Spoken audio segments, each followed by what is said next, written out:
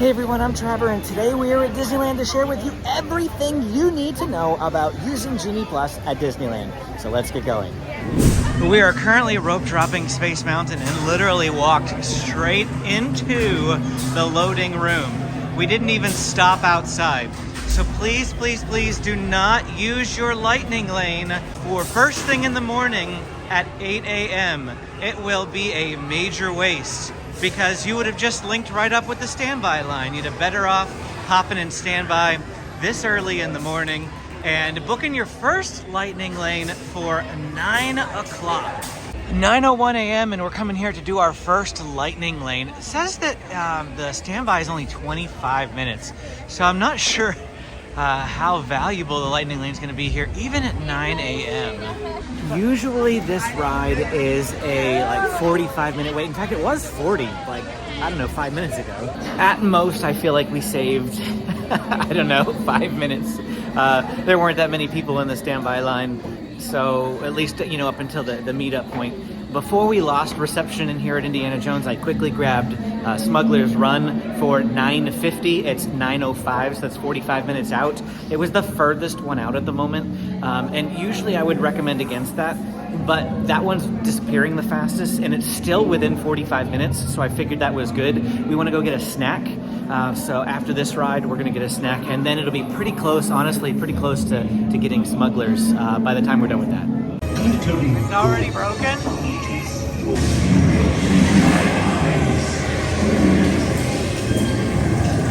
Well, final wait time was 10 minutes, posted wait time was 25, so Lightning Lane saved us 15 minutes, roughly, give or take. It's hard to say without actually going through the standby myself to know what the standby line was, but that was the experience there. This video is going to be a little different. It's going to be half tips, half vlog.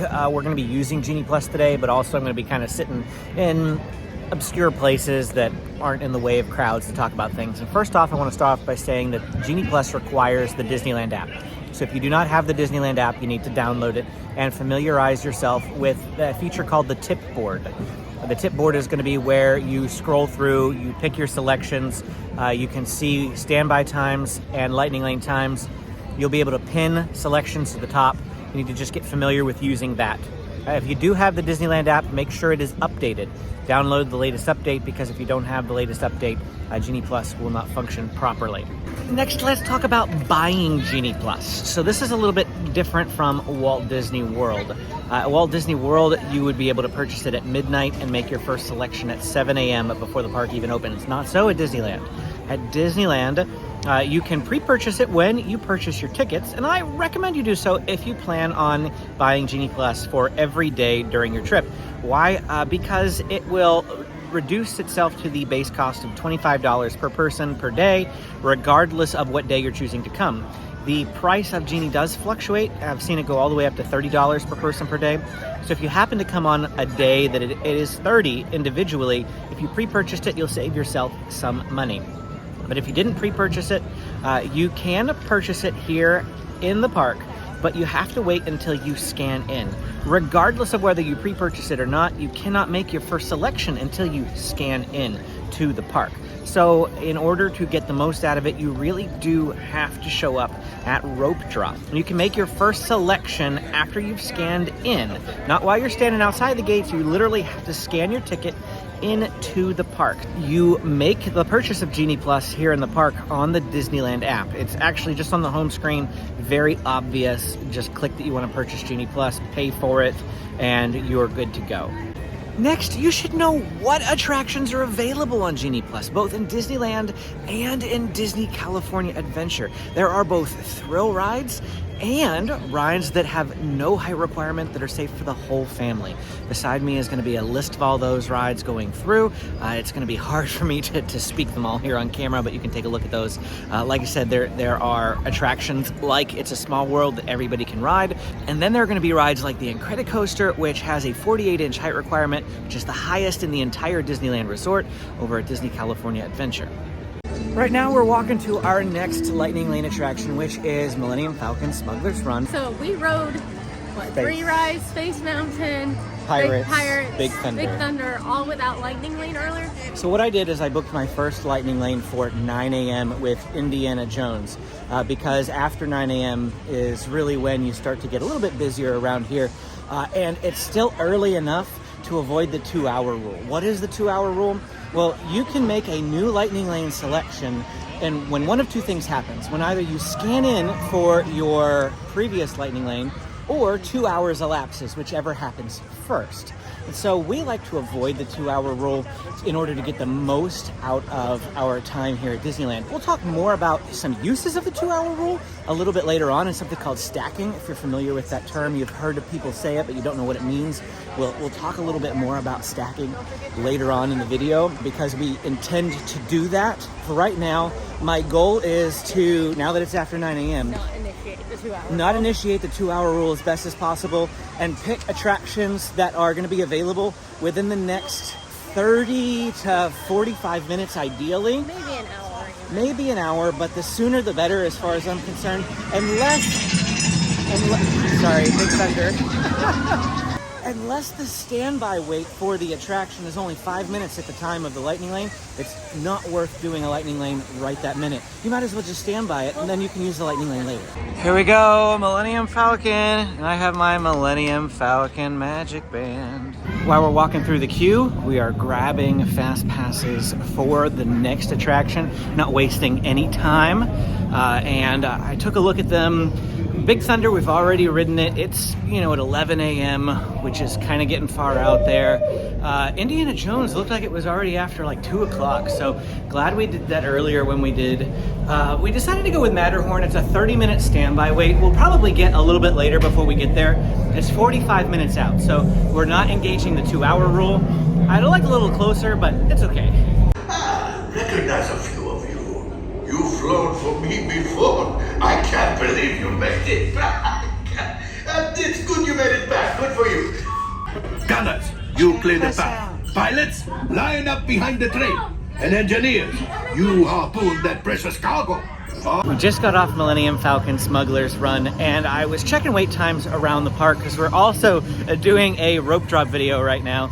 And I noticed that Rise of the Resistance was down to a 45-minute wait. Now, I don't know if that's going to be the case by the time we get over there, but our Matterhorn is up in just 30 minutes. And so it begs the question, what happens if you can't make a Lightning Lane reservation? Now, I should say that you have an hour to use the Lightning Lane. So it's active at 10:35. We have until 11:35. Oh, look, Chewbacca! We have until 11:35 to use our Lightning Lane, but if Rise of the Resistance, doesn't go the way that we planned, just hypothetically speaking, what happens if you can't make the Lightning Lane reservation? If you fail to show up, and there is a grace period, the grace period is you can arrive 5 minutes early or 15 minutes late. If you're past the grace period, ask a cast member, they may be able to make something happen for you. But if you are way too late, you will lose the reservation. It's as if you rode the ride, meaning you won't be able to make a reservation for that ride again later on in the day. So what do? I highly recommend that you modify your reservation instead of canceling. Why? If you book a reservation for a ride at 9 a.m. for 1 p.m., and then at 11 a.m. you book a ride for, say, 1:35 p.m., then you try to cancel the 1 o'clock one, because you have another reservation that's active until 1:35, it won't let you make another reservation, even though you just canceled one. You're better off modifying it. You can change the time. You can also change the attraction, but that way you get to keep both active Lightning Lanes that are on your account. Like I said, because if you cancel the one while another one is still active, you won't be able to make a reservation until either the 2-hour window has elapsed or you ride that attraction. While we were sitting here for our lunch reservation at Riverwheel Terrace, which will actually be a separate video. It's going to be a Fantasmic Dining Package video if you're looking forward to that.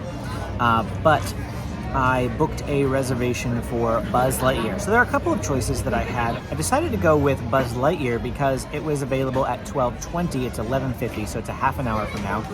And it has a 35-minute standby wait.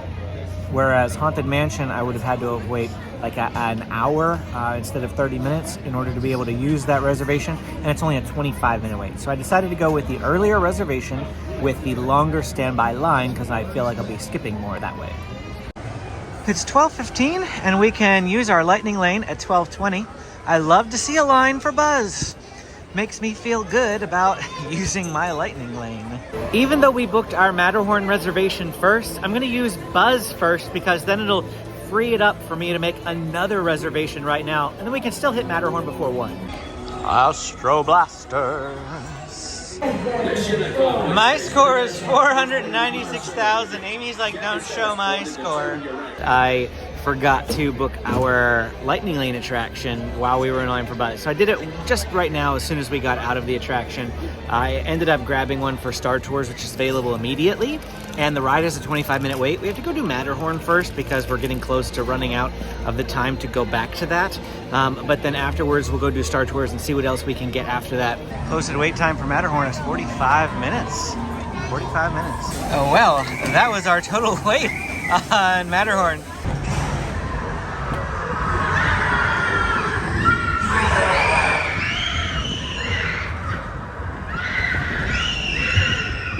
I keep forgetting to record my screen when I'm making these lightning lane reservations, but I just grabbed one for Haunted Mansion at 1:55.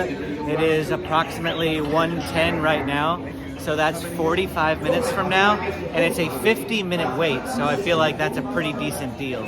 On this one, we waited 5 minutes. Posted wait time is 20, so not the most expedient use of the Genie Plus system here, but at least the reservation was available pretty early, and we still did get to pass 15 minutes of the line. Turn us around this instant before we get into trouble. I knew it! Oh, Don't shoot! prepare to be boarded, Captain. I'm afraid. Well, we have a couple of minutes, probably about 25, until our Haunted Mansion Fast Pass. So we're going to take some time to sit down and talk tips again.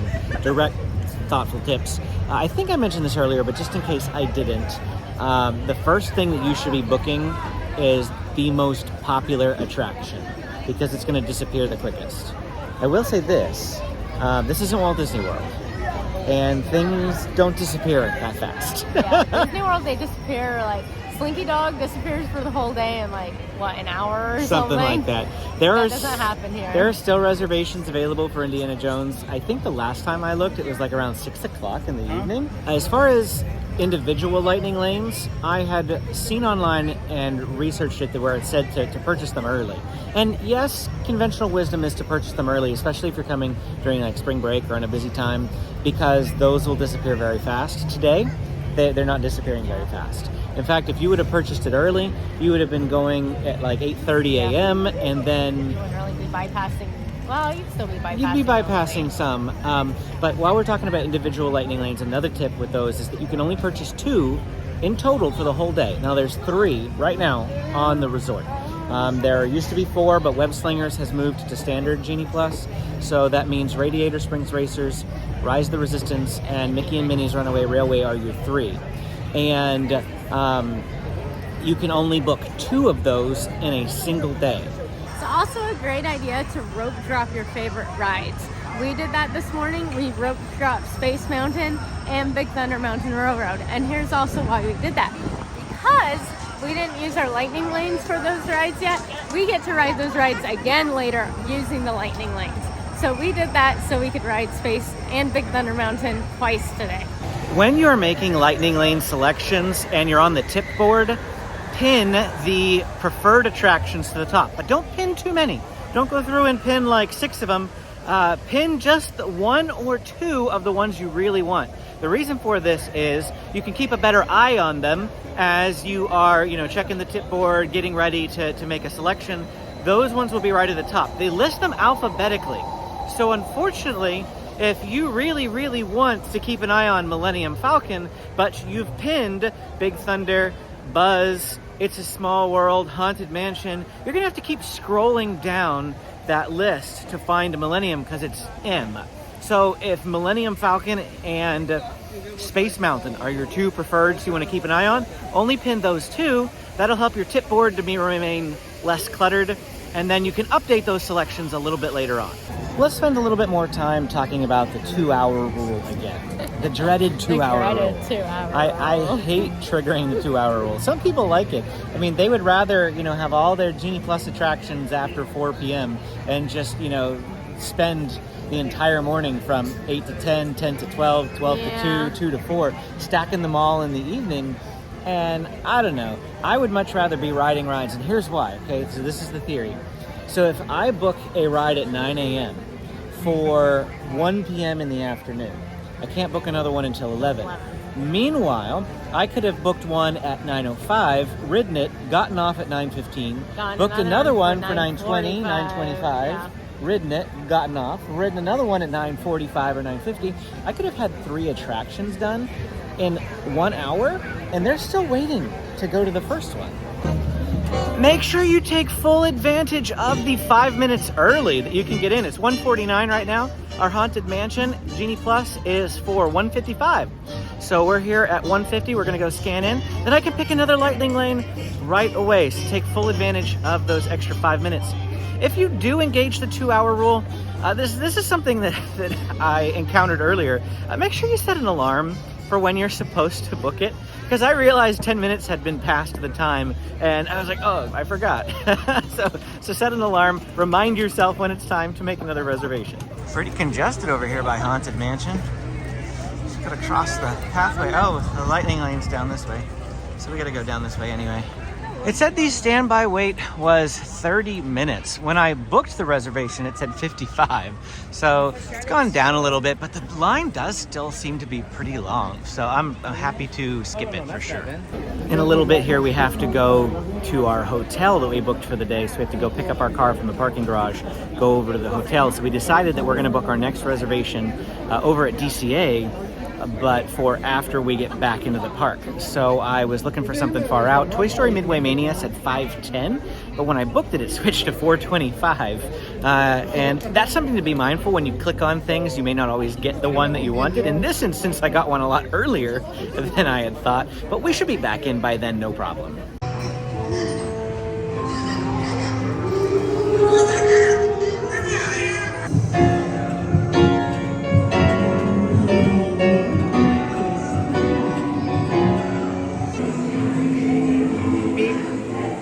Playful Spooks has interrupted our tour. Please remain seated in your doom buggy. As I mentioned, we have to hop to our hotel now. So we've just come back to the parking garage to pick up our car. Then after that, we're gonna go back into the park so we can book another Lightning Lane while we're at the hotel. So I set an alarm on my phone, make sure I don't miss that, like I missed one earlier. And then hopefully we can stack those 2 Lightning Lanes for when we return into the park about 4:30-ish. 2 hours later. Now we're coming over here to the Incredicoaster.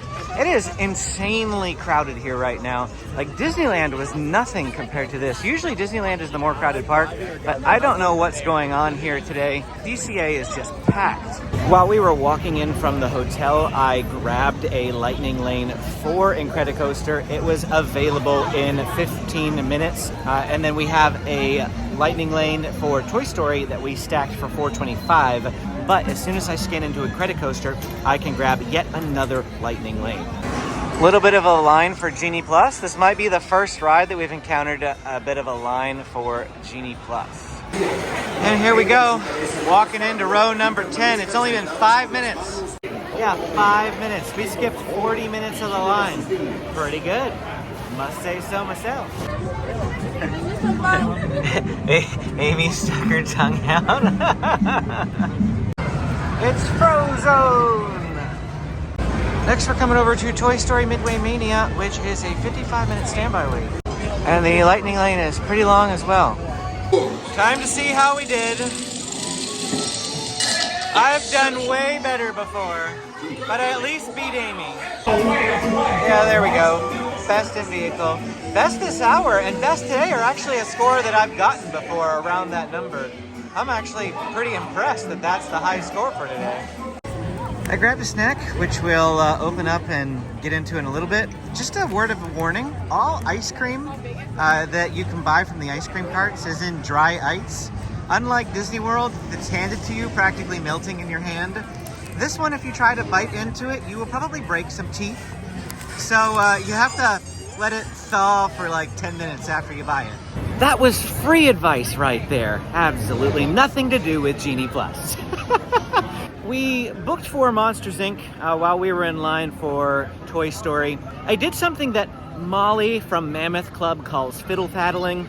It's just an idea of refreshing and constantly refreshing the Genie Plus selections until something earlier appears. Don't spend more than like 5 minutes doing this. You'll waste your time.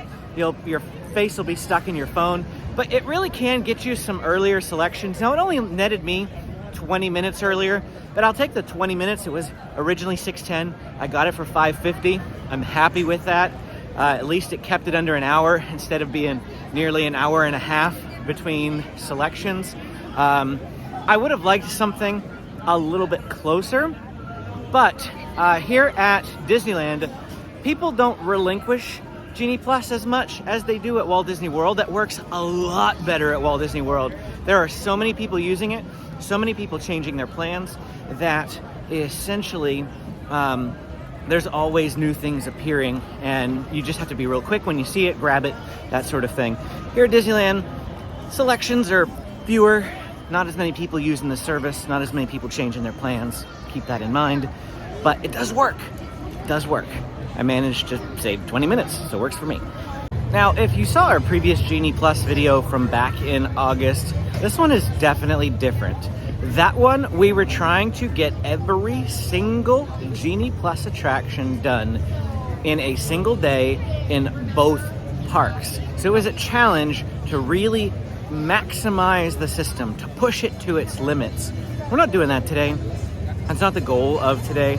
Our goal is just to use it again, refamiliarize ourselves with it, because I literally haven't used Genie Plus here at Disneyland since that video last August.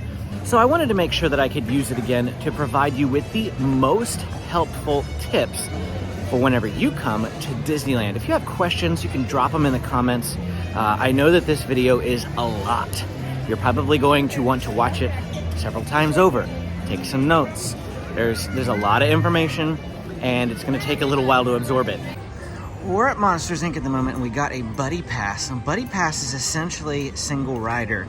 Bet you didn't know that Monsters Inc. had single rider, but this is for two people to sit side by side in the back row of the vehicle. And you get to come in here through the back exit. This is where people exit and get off the ride. And this line right here is for the Buddy Pass. And you see how there are 3 rows in Monsters? The 3rd row often doesn't get filled, so that's what the Buddy Pass is for. Now, we knew about this, but I still grabbed the Genie Plus for this ride but I saw something that I'm crossing my fingers. I have a theory about, I've read about this, and if it works, I'll tell you all about it in just a minute. But we changed our reservation to Grizzly River Run, and I'll explain why after this ride. We interrupt this program for a special report. A child is on the loose in Monstropolis. A human child! There's a kid here! A human kid! My pool was out sweet, and on my birthday, I thought you cared about me. Spread out and lock it down. Nothing exciting ever happens. I'm watching you. Always watching. If you didn't hear the news, Rogers, the musical, opening June 30th here at the Hyperion at Disney California Adventure. We got a multi-experience pass using a hack. So we learned this from Chris Provost, so thank you, Chris. If you see a ride that is closed, we changed our Lightning Lane selection to that ride, and then when it still wasn't open, when that time became available, it gave us a multi-experience pass. It was like 5:30, and Grizzly was available for Lightning Lanes at 5:35, but it was closed. So I booked it at 5:30, and I had to wait the 5 minutes, but of course it's not going to reopen probably within the 5 minutes. So we took a chance in doing that, of course. But as soon as 5:35 rolled around, Disney awarded us a multi-experience pass. What is a multi-experience pass? It has a couple of purposes. The first is that when a ride breaks down, you are able to get a free Lightning Lane, if you will, to go ride that same attraction or another attraction as like a way of saying sorry for losing out on your Lightning Lane. But in this instance, we weren't waiting in line and the ride broke. We had just booked a broken ride, and then they gave us the multi-experience because the ride wasn't open at the start of our time. Another thing that I learned from him is that Genie Plus, if you buy Genie Plus, you get free Photopass for the day. That's not just the on-ride photos that are free for the Disney 100 right now, but it also includes Photopass photographers around the park, in front of the castle, in front of Cars Land, places like that.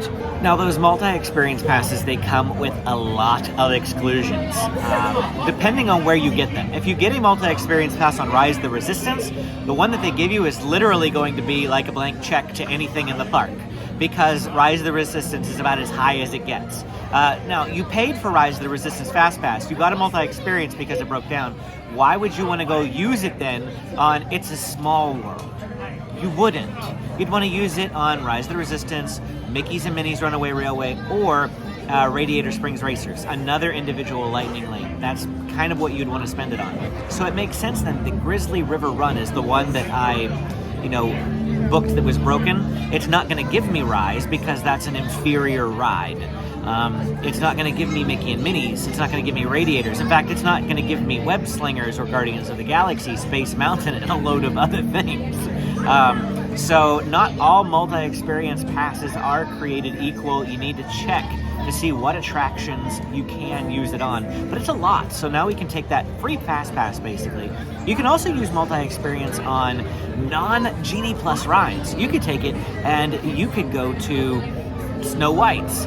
You can't go to Peter Pan, though, unfortunately. Peter Pan is on the exclusion list. I could take it to Jungle Cruise, I think. I have to see if that's on the exclusion list. But, you have to look at that exclusion list. But you can use it on rides that don't have Genie Plus. Well, we just had a nice, relaxing dinner with some friends. Now we're going to head back over to Disneyland because I don't remember if I said this on the camera, but we booked a Big Thunder Mountain Railroad for 7:30. Amy really wanted to do it at like dusk, and it's probably about as dusk as we're gonna get because we have to do Fantasmic at 8. We had to go back for our dining package return time, which again is a separate video. I told you we were filming a lot on this trip. As we near the end of the day here, I mean, it's 7 o'clock. It's not like super the end of the day. But as we near the end of the day, another Genie Plus tip that I have for you is to make sure you bring a phone charger. Now, this is not a new tip for the channel. I have a power brick here that I use. This thing is wonderful. It magnetizes to my phone using MagSafe. It's amazing. No cords needed. And it's a 10,000 mAh bank, so it fully charges my phone at least twice from dead to fully charged. So I really like that. Additionally, here in the parks, they have fuel rods. We just bought one like earlier this last week. We've swapped this thing out like 3 times today. It's really only good for about 40% of a charge on our phone. So it's not the greatest thing in the world, but it's super convenient that they have so many stations around. You can just pop it off and get a new one. You don't have to worry about, oh no, did I charge my brick before I Yes. If it's not charged, you just swap it out. I don't like that it runs out so fast, but at the same time, it's very, very convenient. I might have neglected why you need the recharging, but you're using the app so much because of Genie Plus that it drains your phone a lot. Especially because you're going to be taking photos and capturing those memories throughout the day too. So just make sure that your phone doesn't die. The reason why I bring that up is because the friends that we got together with dinner, they were both using my charging brick and Amy's fuel rod because both of their phones were dying. And I mean, that's how you make mobile orders. That's how you do your Lightning Lane reservations. So if your phone dies, you can't do any more Lightning Lanes. Granted, you can't just buy those fuel rods in the park. They have plenty of stations. Just go buy one if you're, absolutely desperate. $30 to buy one of those fuel rods, and they come with the charging cables and everything, so no worries there. It's like the perfect time of evening. It's not dark, but it's dusk, and it's gonna be awesome on the mountain back there. Well, this is just a reminder that we did rope drop this attraction earlier this morning. That video is part of another video that we've done while we were here, so you're not gonna actually see it in this one, but I just want to remind you that we rope dropped this attraction. So this is our second ride of Big Thunder for the day because we love this ride so much. Look, it's got the lights on and everything. So the Lightning Lane was actually 11 minutes. It's a little slower considering the standby was only posted at 25. Yeah, I feel like it's longer than that. I think it was longer than 25 too.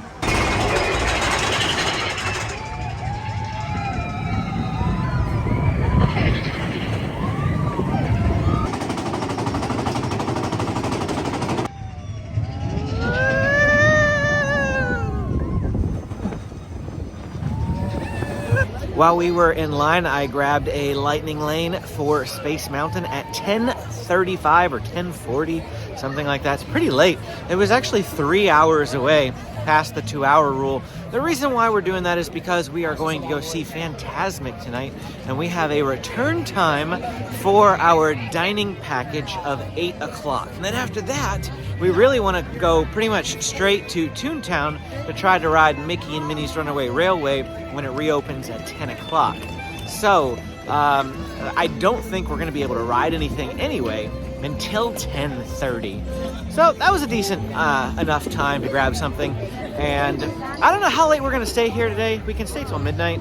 I just am not sure how late we're going to push it, but we'll see. 2 hours later. And this is the line to get into Toontown. So we're going to basically see what the line for the ride is. And, you know, we may decide to turn around and do something else, but we figured we'd come up here and give it a shot. 9:58 and the line is moving. Nothing can stop us now.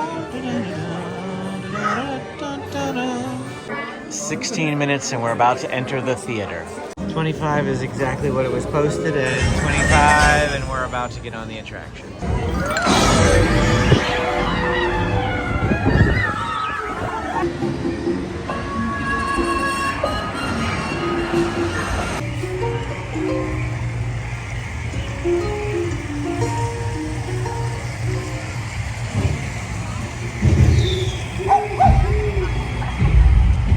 At this point in the video, this video has ceased to be tips. I'm all out of tips. I'm just telling you what we're doing right now. It is 10:45 at night. Our Space Mountain lightning lane is active. And then we have an Autopia lightning lane that's active. Technically, if we use the Autopia one, we could book another one. The only thing left to book is Roger Rabbit's or It's a Small World. We've literally done the rest of the rides here in this park. I don't want to do Roger Rabbit's. I just don't. We bypassed a 45-minute line. I don't want to do it. And I really don't care about doing It's a Small World either. Look at all the people that are still here. I'm surprised. We just walked by It's a Small World and there was nobody in line. Literally nobody in line. So a lightning lane on that at this point would be a major waste. Space Mountain at night, my favorite thing. It's so much better at night. It's a 55-minute wait currently. And we've got a lightning lane, so we don't care. We ended up waiting 20 minutes to get to this point, or maybe 15. But it was entirely because the ride was broken. And as soon as it started working again, we instantly made it to this point. So take that for what you will. My energy is waning. So if I seem less enthusiastic, that is why. I am still happy to be here. I am just tired. But we are heading to Autopia now. It's 11:15. Still have 45 minutes left. I don't think we're lasting that long. I think we can get Autopia done. And I still want to use the multi-experience pass maybe on Alice. Tomorrow and what? What's supposed to be after tomorrow? Here we go. I couldn't tell you the last time I drove myself in this thing. Usually Benjamin or James is driving me. Amy's in front of me. So the cheater way to drive this is to keep the wheel all the way turned to the right as much as possible. And you'll literally hug the barrier in the middle.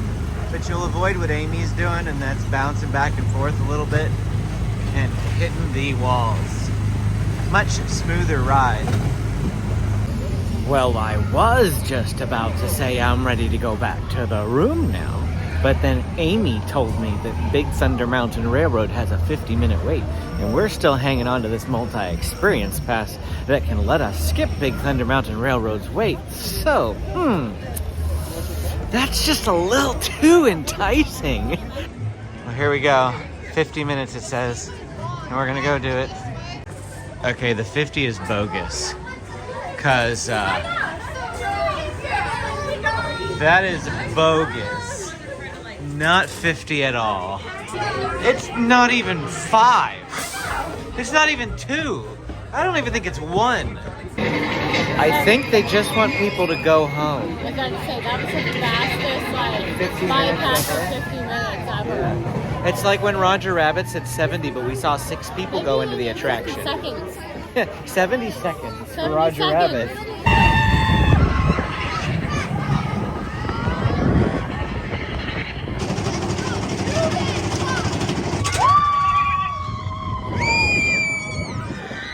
Now it's 11:52 and I am doubly tired. Well, that's it for our time here today with Genie Plus. Loads and loads of tips that we give you for Genie Plus and a little bit of a vlog on our experience using Genie Plus here today. If you have questions, drop them in the comments below and hit the like and subscribe button for more Disneyland content. Check out, well, Amy's face is right in the way of where I'm going to put a video, but you can check out the video that's hovering over Amy's face right now. It's going to be like Mike Wazowski. You're Mike Wazowski. See you again next time.